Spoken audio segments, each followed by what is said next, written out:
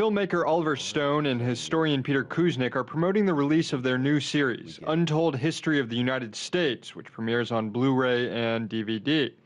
I sat down with both of them to talk about how events in American history may give us insight into recent news about NSA surveillance, drones, and Wall Street greed. And Oliver Stone explained to me why he feels like a dissident against the U.S. empire.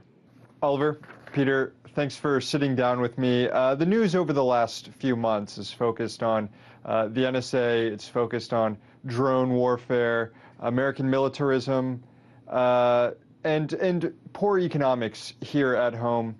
That news has sort of ripped off the veneer of the U.S. government. How do you rectify the way the U.S. government is acting today with the vision that you've had and that Americans have of the way the government should be acting?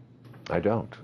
I think our government has a shadow government that has existed now and grown stronger in the 70 years since World War II. I think we get into that very heavily in our series, The Untold History, but it's out of control. Hoover was out of control during the Vietnam War, and also prior to that in the Civil Rights Movement and his monitoring of communists since 1919. I mean, basically our battle with enemies began around the Wilson time when we went into World War I. But after World War I, we went after the communists.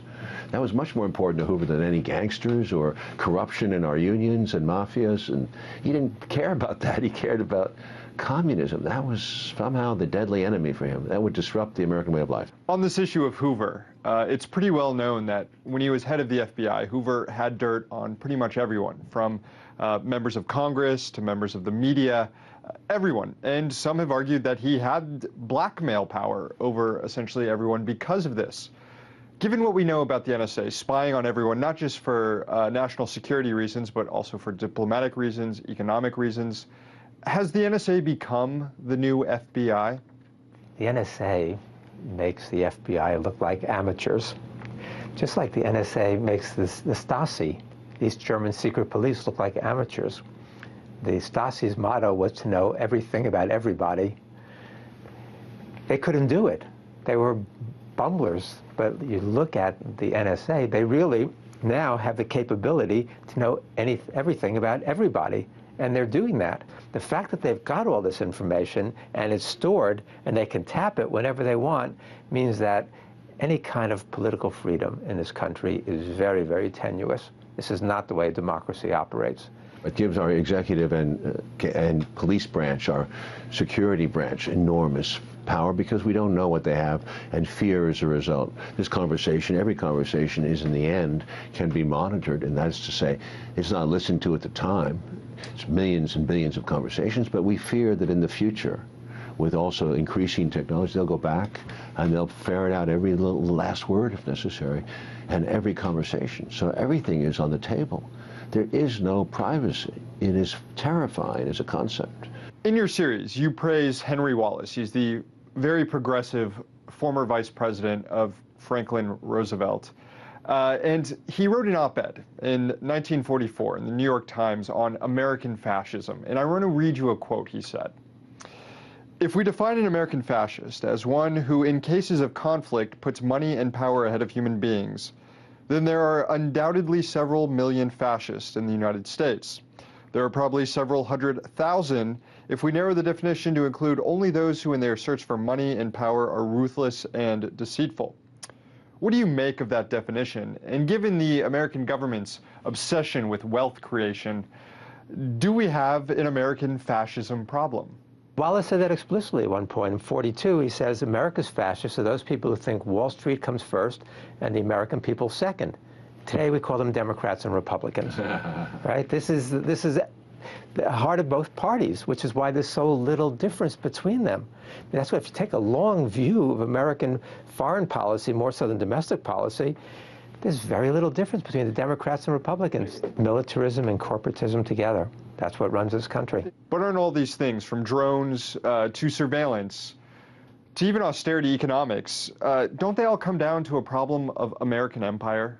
I mean, we're trying to surveil the entire world. We have drones patrolling skies across the Middle East to deal with blowback of U.S. intervention all across the world, from the Middle East to Africa to Asia. How long can this sustain itself, and how do you make the case to the American people that empire itself is a disease. It's so difficult to make our case because people cannot understand that if you're on top, it's not necessarily the right thing. We are in this privileged position. Oil, economics, we are on top of the world. And we kind of feel uneasy a little bit. We know something's wrong, but we don't really want to know too much. Think about it. And I was in the Soviet Union in the 1980s, in 1983. Right, I was doing a script on dissidents because I was curious. I was seeing 10, 15 people that were actually had been in psychiatric hospitals. They were under surveillance. They were back in the cities, trying to meet me at midnight in subway stations, strange places, and I felt this country is falling apart. The system clearly does not work. Gorbachev saw that. Economically, there was no incentives to work. There was no compassion between people. It was dead, completely dead. I didn't know it was the end. I was shocked that it ended so quickly after that. But I think that now, at that moment in time, I felt by instinct that the United States, because we were polar opposites, was going to go through the same thing as they were going through. And when you look at our economy, you wonder between the gap between the rich and the poor, the sense of deadness, the average life, that there is not much possibility anymore beyond a certain sphere. You can get to a certain place, you stay inside your sphere. You can't get beyond that. And above all, the sense of spending this much money on empire, which is the military economy of the Soviet Union was absorbing like 40 to 50%. Our economy is absorbing, our military intelligence is absorbing 40% of our expenditure, our real expenditure. Think about the parallels. I feel, Peter doesn't realize it yet, like a bit of a dissident in this world, a dissident against the American empire. And thank God I'm not in a psychiatric hospital, and we have freedom of speech so far. But, you know, we can be ignored. And we are being ignored by media, mainstream media. We can't even get on national public radio anymore. But the good thing is that there's an alternative world out there, an alternative media, and that media appreciates what we're doing. And we've done a lot of right-wing shows, and we do a lot of progressive shows, and people aren't only taking their information from the usual sources. Well, most people do. Most people do. I'm sorry, they do. That's where the numbers are.